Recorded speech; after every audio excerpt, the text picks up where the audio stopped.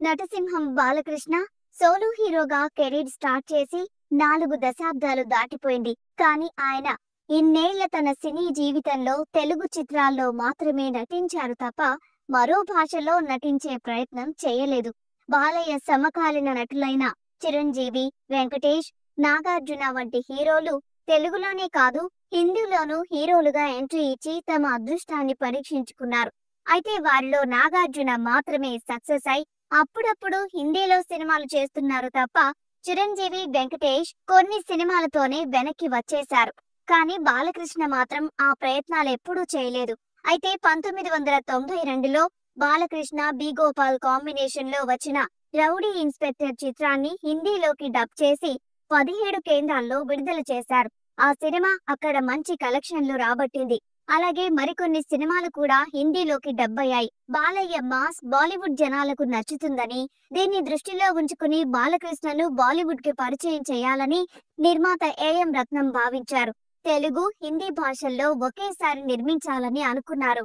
తేజాబ్ చిత్రంలో block buster సాధించి number 1 director గా పేరు తెచ్చుకున్నారు ఎన్ చంద్ర.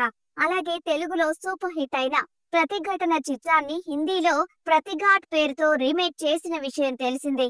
ఈ సినిమాకి ఎన్ చంద్ర దర్శకుడు. బాలయ్య బాలీవుడ్ ఎంట్రీకి అతనే కరెక్ట్ అని భావించిన రత్నం ఆ ప్రయత్నాల్ని ప్రారంభించారు. చంద్ర కూడా ఆ ప్రాజెక్ట్ కి ఓకే చెప్పారు. బాలకృష్ణ, చంద్ర, రత్నం స్టోరీ డిస్కషన్ కోసం 4-5 సిట్టింగ్స్ కూడా వేశారు. బాలయ్యకు ఒక పవర్ఫుల్ సబ్జెక్ట్ రెడీ చేశారు చంద్ర. అప్పట్లో మాధురి దీక్షిత్ బాలీవుడ్ లో నంబర్ 1 హీరోయిన్. ఎన్ చంద్ర డైరెక్షన్ లో వచ్చిన తేజాబ్ చిత్రంలోని ఏక్ దో తీన్ పాటతో దేశాన్ని ఉర్రూతలూగించి ఓవర్ నైట్ స్టార్ అయిపోయింది మాధురి.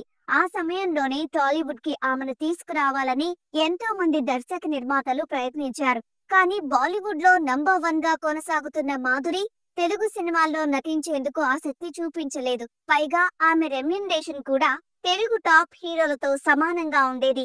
అయితే తనను స్టార్ ని చేసిన చంద్ర డైరెక్టర్ కాబట్టి బాలయ్య కాంబినేషన్ లో సినిమా చేసేందుకు ఒప్పుకుంది. అదే టైంలో చంద్ర బాలీవుడ్ లో ఒక సినిమా చేయాల్సి వచ్చింది. దీంతో బాలకృష్ణ, మాధురి దీక్షిత్ సినిమాను పక్కన పెట్టారు. అలా 2 ఏళ్లు గడిచిన తర్వాత మరోసారి ఈ ప్రాజెక్ట్ ను పట్టాలెక్కించేందుకు ప్రయత్నించారు రత్నం. కానీ అప్పటికి బాలయ్య వరుస సినిమాలతో ఫుల్ బిజీగా ఉన్నారు. పైగా బాలీవుడ్ పై ఆయనకు ఆసక్తి కూడా లేదు. దీంతో బాలకృష్ణ బాలీవుడ్ ఎంట్రీ అనేది ప్రయత్నంలోనే ఆగిపోయింది.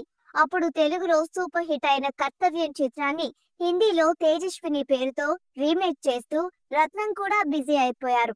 అలా బాలకృష్ణను హిందీకి పరిచయం చేద్దాం అనుకున్న రత్నం కోరిక తీరలేదు.